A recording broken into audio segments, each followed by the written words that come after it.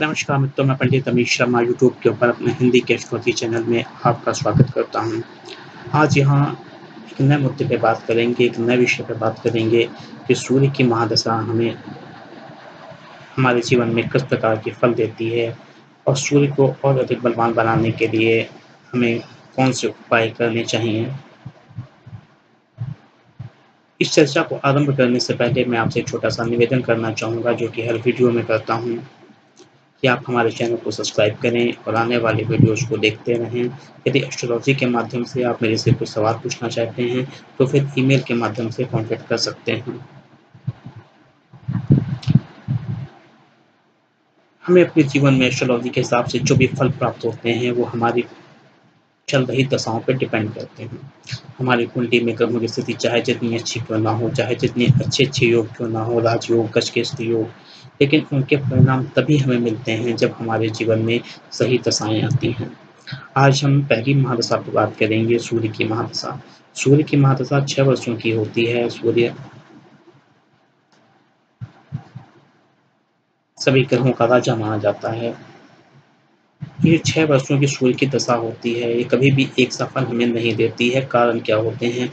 तो सूर्य की महादशा होती है 6 साल की, इसके अंदर 9 ग्रह की अंतर्दशाएँ आती हैं, फिर उसके बाद उनकी प्रत्यांतर दशाएँ आती हैं, जो कि 81 हो गई। उसके अलावा सूक्ष्म दशाएँ भी काफ़ी महत्वपूर्ण होती हैं।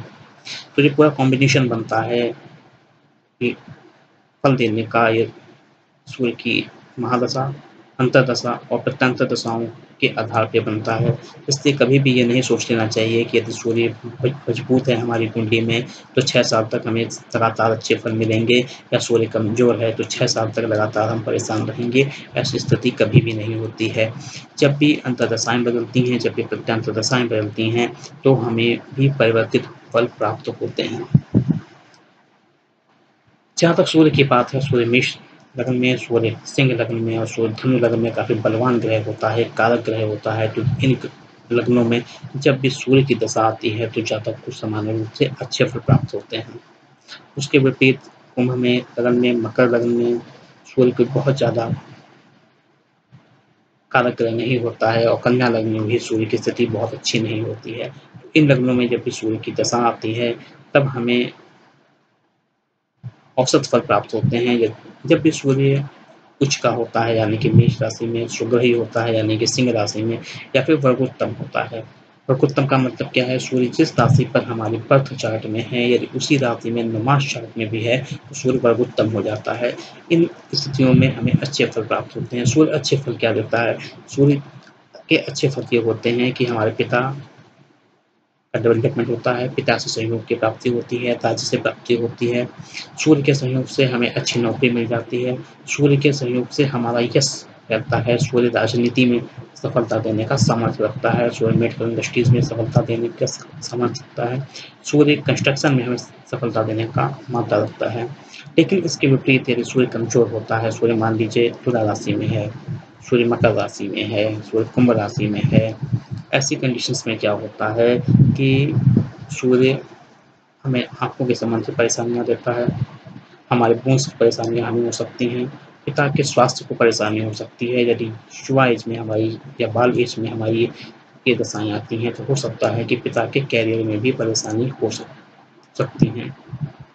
सूर्य के कमज़ोर होने पर हमें अपनी नौकरी में परेशानियों का सामना करना होता है। सूर्य के कमज़ोर होने पर हमें अपने राज्य के साथ जो सहयोग मिलना चाहिए, वो नहीं मिल पाता है। अब बात ये आती है, सूर्य को मजबूत बनाने के लिए हमें क्या करना चाहिए, जिससे सूर्य की अनुकंपा अपने जीवन में हमें प्राप्त हो सके। सूर्य की अनुकंपा को प्राप्त करने के लिए सबसे पहला काम तो हमें अपने पिता का सम्मान करना चाहिए। दूसरी बात, अपने राज्य के प्रति हमें ईमानदार रहना चाहिए। तीसरी चीज़, हम प्रतिदिन सूर्य को जल दें। रविवार के दिन गेहूँ का दान करें। यदि सूर्य हमारी कुंडली में कारक है, तो हम रूबी भी पहन सकते हैं। उसके अलावा सूर्य के मंत्रों का जाप करना चाहिए। मंत्र का एक सामान्य मंत्र होता है, ओम सूर्याय नमः, एक बीज मंत्र होता है और एक वैदिक मंत्र होता है। इन मंत्रों के जाप करें, और अगर करने में समर्थ हों, तो सूर्य के मंत्रों के जाप के बाद हवन भी करा लें, ताकि सूर्य की अनुकंपा हमें अच्छी तरीके से प्राप्त हो। मित्रों, अगर यदि आपकी कुंडली में सूर्य कमजोर है या आप सूर्य को और अधिक बलवान बनाना चाहते हैं तो ये उपाय भी आप कर सकते हैं ताकि सूर्य की कृपा आपको प्राप्त होती रहे। मित्रों, आने वाले वीडियोस में हम नए विषय पर बात करेंगे। मैं एक बार फिर आपसे निवेदन करूंगा कि आप हमारे चैनल को सब्सक्राइब करें और आने वाले वीडियोस को देखते रहें। धन्यवाद।